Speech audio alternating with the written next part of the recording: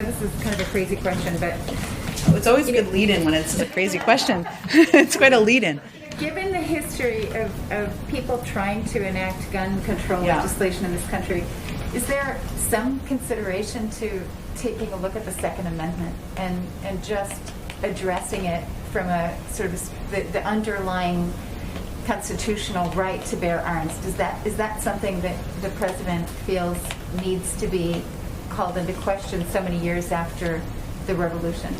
No one is talking about overturning or changing the Second Amendment. What our focus is on is putting in place common sense measures that will make our community safer, make families safer, make kids safer.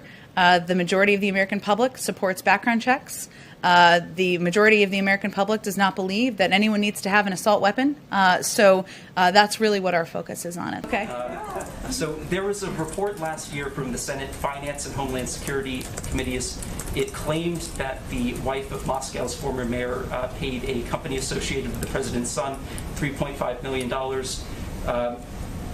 There was no explanation for this alleged payments, and I'm wondering if you could tell us if that claim is accurate, and if so, what the $3.5 million was paid for. Not familiar with that claim. Doesn't sound like it's backed up by a lot of evidence. If you have evidence or specifics, happy to discuss it further. Committee's report.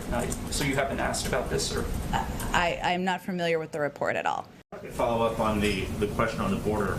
The access being granted today for the pool is of a facility that is aspirational of where you want to move these children. Mm-hmm. What about access to the facilities where there is overcrowding and there is an actual problem? Why was this one chosen over those? We're also open to providing access there, and this is just the first step in a process of providing greater access to the media.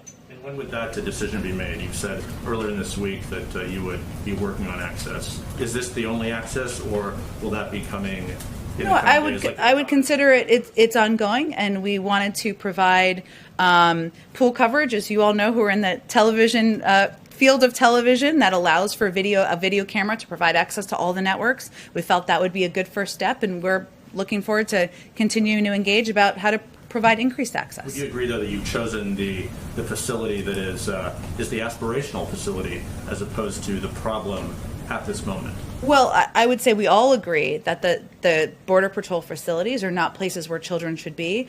They are children should be moving more quickly through those facilities. That is what our policy central focus is right now, as you know, Jeff.